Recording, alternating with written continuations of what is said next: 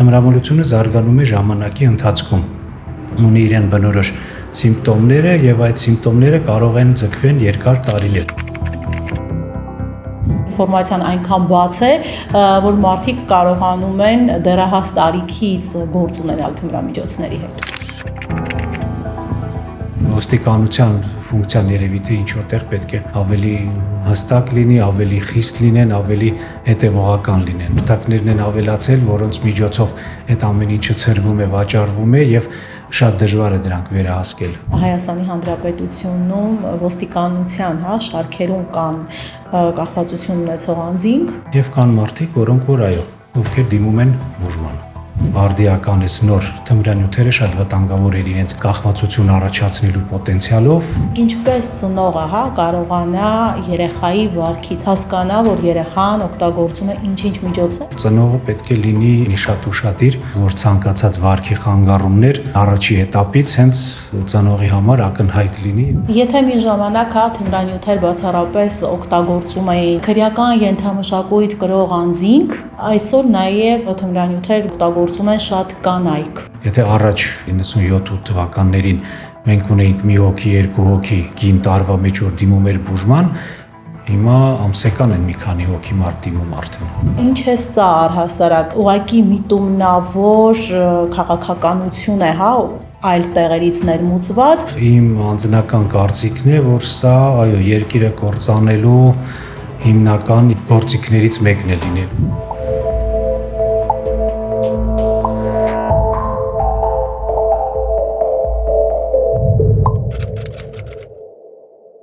Բարև ձեզ, եթերում մտածենք պոդքասթն է։ Այսօր շատ արդիական եւ մտահոգիչ թեմայի շուրջ զրուցելու ենք բժիշկ-նարկոլոգ Ալեքսանդր Մանուկյանի հետ։ Բարև ձեզ, դոկտոր։ Բարև ձեզ, շնորհակալ եմ հրավերի համար։ Ես շնորհակալ մտածենք միասին։ Դոկտոր, այսօր մենք ունենք շատ լուրջ խնդիր, մեծ տեմպերով ավելանում են այն անձանց թիվը, ովքեր օգտագործում են թմրամիջոցներ։ Ինչ է սա մեզանում եւ ինչու է ահագնացող տեմպերով առաջ գնում ամեն բան։ Ցավոք սրտի, այո, ձեր ասածը իրականություն է եւ այդ խնդիրը երևի թե միշտ էլ արդիական է եղել, ուղղակի հիմա ավելի սահմանները բացվելու հետ, ժողովրդի միգրացիայի հետ, այսքան օտարազգի մարդիկ հայտնվեցին երկրում, ինչ-ինչ պատճառներից ելնելով, բերելով իրենց մտածելակերպը, իրենց կուլտուրան, իրենց վարքերն ու բարքերը, փոխվում է նաև թմրանյութեր գործածելու որակը, քանակը։ Մենք հիմա այս բանը խոսում ենք քանակի մասին, որը ավելացել է ու բնականաբար, եթե կա պահանջարկ, լինելու է առաջարկը նաև։ Նամանավանդ Հայաստանը լինելով ինչ որտեղ խաչմերուկ, այս պարագայում վատ խաչմերուկ, որտեղ հյուսիսից հարավ, արևմուտքից արևելք խաչմերուկում լինելով հանդերձ, մենք այդ ամեն ինչը ստիպված ինչ որ մի մաս նաև ընդունում ենք եւ թողնում ենք ստեղ։ Ու մենք ասածը այն մարդիկ, ովքեր որ զբաղվում են այդ բիզնեսով։ Իսկ այդ թմրանյութերի բիզնեսը դա մշտական է, դա հնարավոր չի վերացնել, ուղղակի զուտ պետք է երևի ավելի լավ Ծավալները գոնե կրճատել։ Ծավալները կրճատել, ավելի լավ վերահսկողություն, ոստիկանության ֆունկցիան երևի թե ինչ որտեղ պետք է ավելի հստակ լինի, ավելի խիստ լինեն, ավելի հետևողական լինեն, որտեղ հիմա այն հարթակներն են ավելացել, որոնց միջոցով այդ ամեն ինչը ցրվում է, վաճառվում է եւ շատ դժվար է դրանք վերահասկել։ Գոյություն ունեն թմրամիջոցների շատ մեծ, լայն սպեկտր, դրանցից շատերը մտել են դպրոց։ Այսօր դեռահասների շրջանում է, շրջանառվում թմրանյութեր եւ վերջերս մենք տեսանք նաեւ այն Մղջյանի դեպքը, դպրոցի դեպքը, ինչ է սա առհասարակ, սա ուղղակի միտումնավոր քաղաքականություն է, այլ տեղերից ներմուծված, թե ուղղակի արդեն ինֆորմացիան այնքան բաց է, որ մարդիկ կարողանում են դեռահաս տարիքից գործ ունենալ թմրամիջոցների հետ։ Ինձ թվում է մի քանի գործոն միանգամից այստեղ իմ անձնական կարծիքն է, որ սա այո, երկիրը կործանելու հիմնական գործիքներից մեկն է լինելու, որը որ բերում է այդ ամենաթողության, բերում է այդ ոչ վերահասկելու եւ բնականաբար ծավալների հետ իջնում է նաեւ գինը թմրանյութերի եւ թմրանյութը դառնում է շատ հասանելի։ Եթե մի ժամանակ ինստիտուտի տարիքի կամ ավելի հասուն մարդիկ, աշխատանք ունեցող մարդիկ, հիմա երեխաները նույնիսկ դպրոցական արդեն կարող են այդ ամեն ինչը ձեռք բերել եւ որոնք երեխաները շատ ավելի լավ են տիրապետում այդ on-line հարթակներին կամ ինչ որ մեկը մյուսից տենց շփվելով եթե ընկնում են կամ եթե ինչ-որ մեկին ներքաշում են այդ իրենց ցանցի մեջ, երեխաները, երիտասարդները շատ ավելի ակտիվ են այդ բարագայում եւ ավելի հասանելի է դա իրենց համար։ Զուտ առաջարկի հետևանքով գների նվազեցման, որտեղ շատ հասանելի է դառել թմրանյութը։ Եթե մի ժամանակ թմրանյութեր բացառապես օգտագործում էին քրեական ենթամշակույթ կրող անձինք, այսօր նաև թմրանյութեր բացի երեխաներից նաև օգտագործում են շատ կանայք։ Կանանց թիվն էլ է մեծացել, այո, որոնք որ դիմում են բուժման, դե բնականաբար մի ժամանակ կար տենց ստատիստիկա ընդհանրապես թմրամոլության տարածվածության մասին էր գրանցված հաշվառված թմրամոլների 8-ից 10 անգամ ավել ռեալ պատկերը մենք ունեինք։ Դա սովետից եկած այն ստատիստիկաներ, որով մենք սովորել ենք, որով մենք աշխատում էինք եւ այսօրվա թվերը եթե մենք նայենք, բավականին սարսափելի թվեր ունենք մենք։ Եվ այո, կանանց թիվն էլ, որոնք որ դիմում են, եթե առաջ, երբ որ ես սկսել եմ աշխատել 97 թվականներին, մենք ունեինք մի հոգի, երկու հոգի կին տարվա մեջ որ դիմում էր բուժման,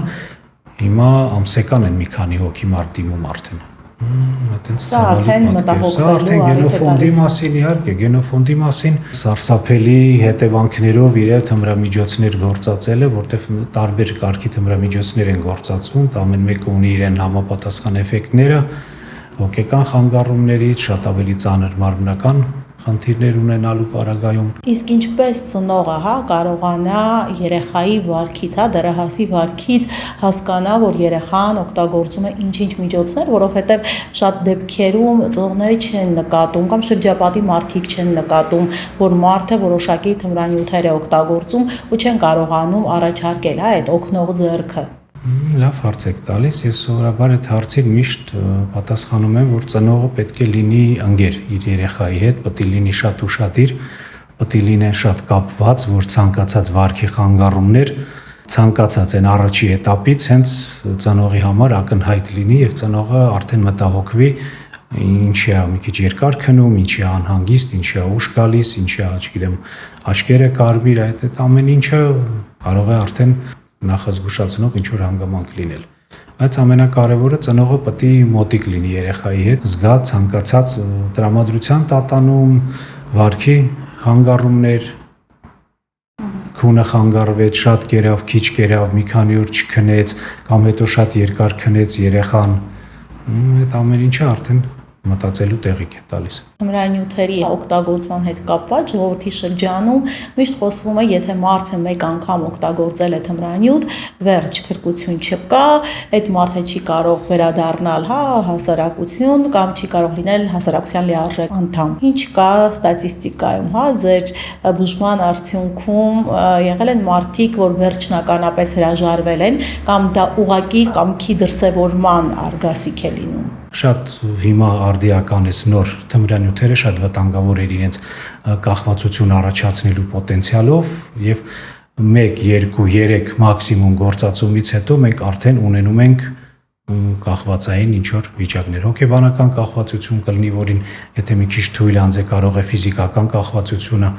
միանա եւ արդեն ունենում ենք ցայտուն հիվանդությանը բնորոշ պատկեր։ Իսկ կա դրանց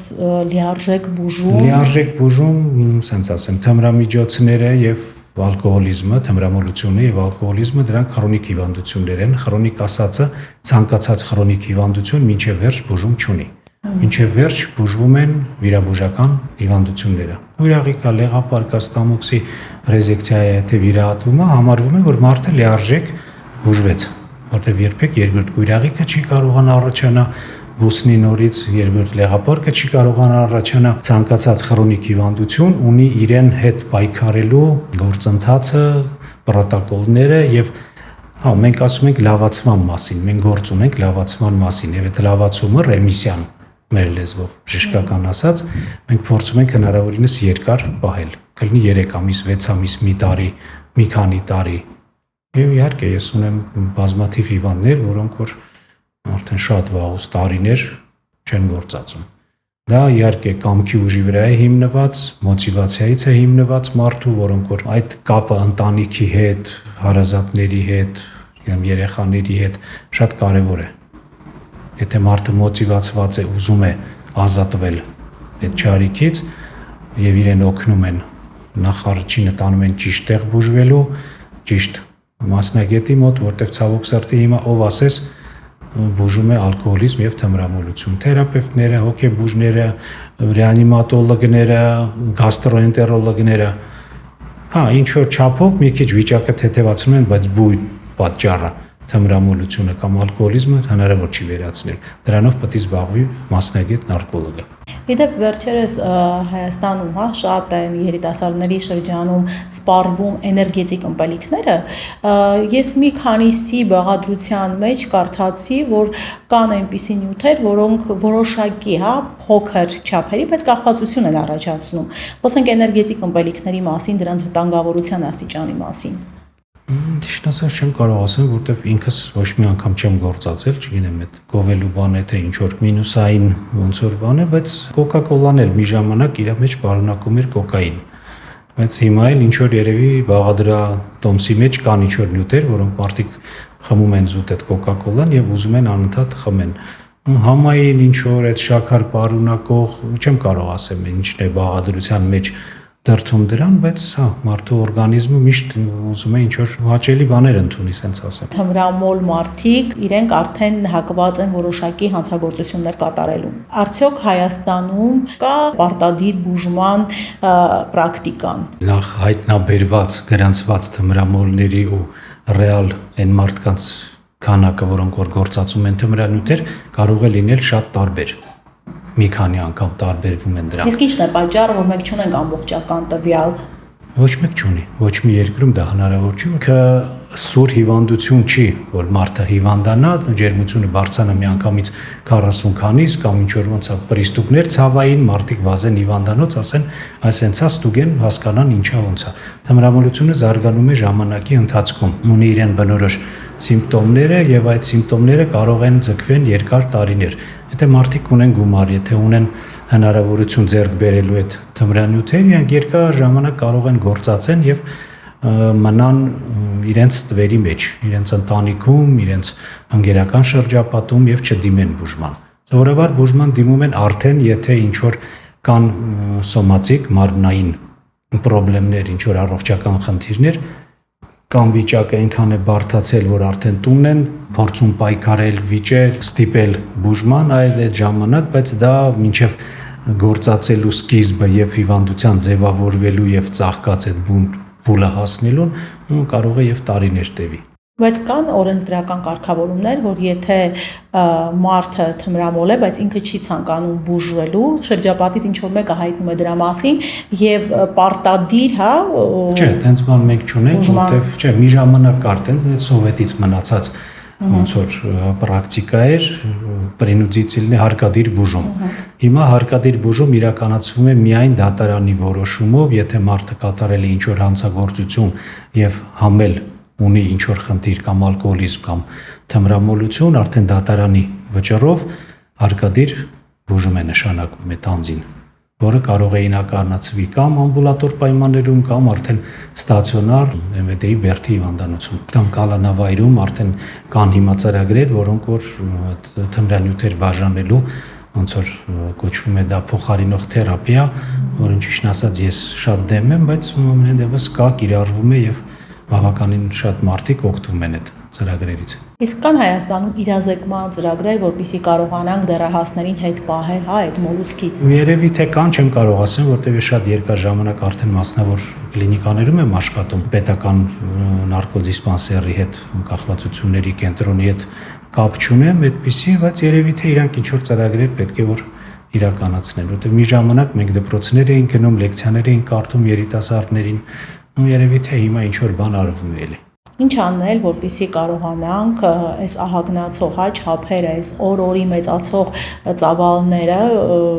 կանգնեցնենք։ Ինչ պետք է անեն առհասարակ, թե պետական մակարդակով, թե մասնագետները արդեն իրենց ոլորտում։ Պետական մակարդակով երևի պետք է հստեցնել պայքարը, ոստիկանական այդ ուժերը փորձել հայտնաբերել այդ կայքերը, որոնց միջոցով որ վաճառվում են, իրազեկել ժողովրդին մաքսիմալ հնարավորինս տարբերակներով,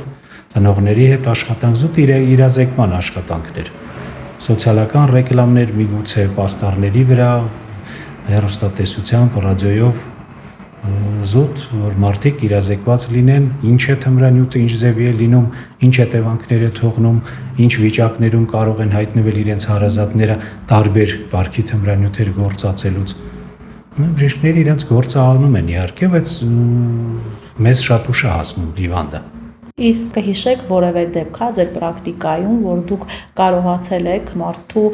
հիմնովին բուժել, ու այդ մարդը արդեն հրաժարվել է կամովին թմրամիջոց գործածելուց։ Այսինքն դեպքերը շատ են, ու մենք տվյալ պարագայում խոսում ենք ոչ թե առողջանալու մասին, այլ լավացման մասին, որտեղ մարդիկ կան հիմա իմ հիվանդներից, որոնք 10-ից ավել տարիներ, 15 տարի ավել չեն գործածում, բայց հերիք է մի անգամ գործածեն, այդ նույն շղթան իրենց մոտ էլի սկսվելու է։ Բնականաբար դες դեպքերը շատ են, բայց հիմա ոչ անուն բնականը չեմ տա ես, ոչ ինչ որ դեպք կնկարագրեմ, կան իհարկե դեպքեր կան ու մարդիկ հիմա շատ լավ ապրում են, արդեն թոռանտեր են դարել։ Պատմություն կհիշեք ձեր եւ պացիենտի։ Անկանխատեսելի վարքով մարդիկ են, ոչ adekvat շատ ժամանակ, կոնֆլիկտներ շատ ժամանակ լինում են հերթապահ պերսոնալի հետ, բուժքույրերի հետ, հիվանդանոցի աշխատողների հետ, իմ հետ անձամբ լինում են դրանք էլ արդեն։ Հիմնականում երևի թե երիտասարդ ժամանակ, երբ որ նոր սկսում էի աշխատել, հիմա արդեն մի քիչ տարիքը փորձը իր գործը անում է եւ հիվանդներն էլ ավելի մի քիչ adekvat են սկսել այդ ամեն ինչը ընդունել։ Նարկոլոգների թվի պակաս կա Հայաստանում։ Չէ։ Վերջերս բավականին լավ ոնց որ թափառավ այդ նարկոլոգիա թմրամաբանություն մասնագիտությունը ոնց որ սկսեցին գնալ ինստիտուտից հետո երեխաները, համալսարանից, ինստիտուտներից հետո բավականին լավ թիմ է հավաքվել նարկոկենտրոնում, կախվածությունների ազգային կենտրոնում ու ուրիշ մասնավոր էլի մի քանի հատ կլինիկաներ կան, որտեղ որ բավականին մեծ թվով կան։ Բժիշկները հերիք են, ուղղակի բժիշկներին մարդիկ չեն դիմում։ Եթե այդ մեխանիզմը հիվանդի հայտնաբերման ու հիվանդի հետ աշխատելը, երևի սոցիալական աշխատողների պակաս ունենք, հոգեբանների, որոնք որ մասնագիտացված են, որոնք պրոֆեսիոնալ են, որոնք ունակ են աշխատելու այդ կախվածություններ ունեցող մարդկանց հետ, որտեղ մենք ունենք շատ հոգեբաններ, երիտասարդ աղջիկներ, որոնք ավարտում են համալսարան, ասենք թե ինչ որ չեմ կարող ասեմ կոնկրետ որը ինչ, բայց ոչ պրակտիկա ունեն եւ այն թմրամոլը, որը տարիներով էփվել է դրա մեջ, բնականաբար այդ ջահել երեխուն կտանի ծովը հետ կբերի։ Նույնիսկ Հայաստանի Հանրապետությունում ոստիկանության, հա, շարքերում կան կախվածություն ունեցող անձինք։ Հա, կան մարդիկ, որոնք մարդ են, ոստիկանն էլ է մարդ, իհարկե։ Իր համապատասխան հիվանդություններով, խնդիրներով եւ կան մարդիկ, որոնք որ այո, տառապում են այդ խնդրելով եւ կան մարդիկ նաեւ ովքեր դիմում են բուժմանը։ Կամովին։ Բնականաբար։ Իսկ շատ են Հայաստանում թմրամիջոցներ գործածող այն անձինք, ովքեր կամովին են, հա, դիմում բուժման։ Սովորաբար Հայաստանի Հանրապետությունում բոլոր հիվանդները դիմում են կամովի, որտեղ ասեցի ես, եթե մարդուն հարկադիր ինչ որ բուժում է նշանակվում, դա շատ քիչ տոկոս է, որը որ կապված է արդեն կատարված հանցագործության հետ, որը որ նաև դատարանի որոշումով հայտնաբերվում է, նշանակվում է դատանարկոլոգիական փորձակնություն եւ բարձում է, որ անձը նաև տառապում է ինչ որ նարկոլոգիական խնդրով, այդ ժամանակ արդեն հարկադիր բուժում, իսկ սովորաբար 99% մարդիկ դիմում են ինքնակամ, հասկանալով գիտակցաբար, իրազեկված լինելով, ինչ է սպասվում, ոնց է լինելու բուժումը, քանի օր է ընթանալու։ Բուժման ստրատեգիան, հա, ընտրելիս հաշվի առնվում անձը ինչ թմրամիջոցի հետ է, հա, երբևէ գործ ունեցել։ Իհարկե։ Իսկ Հայաստանում շրջանառվող թմրամիջոցները դրանք ավելի սինթետիկ ինչ-որ բաներ են, նյութեր են։ Ցանկացած բանը, բնականաբար հիմա սինթետիկան ավելի հաշատացել է, ավելի քիչ տեսակներն ա փոխվել, անունները հիմա չեմ ուզում ես հնչեցնեմ, գնալով հա սինթետիկ նյութերը, որտեվ համ էժան են իրենք, համ կախվածություն առաջացնելու պոտենցիալը նրանց շատ ավելի հզոր է։ Այն հին թմրանյութերը, որոնք որ մի ժամանակ օգտագործում էր ափիոնի, ինչ որ տենց պրոդուկտներ բաներ, դրանք ոնց որ ացել են երկրորդ պլան։ Բավականին թանկ են, ավելի հասուն մարդկանց է, ոնց որ յուրահատուկ դրանց գործածելը։ Շնորհակալություն Վարդան Մանուկյան հետաքրքիր զրույցի համար։ Շնորհակալություն։ Մտածենք առողջ լինելու մասին։